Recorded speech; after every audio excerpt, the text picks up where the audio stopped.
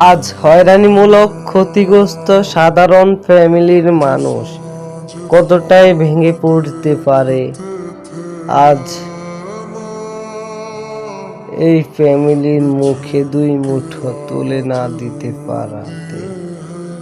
আজ কতটাই ভেঙে পড়ে সাধারণ মানব।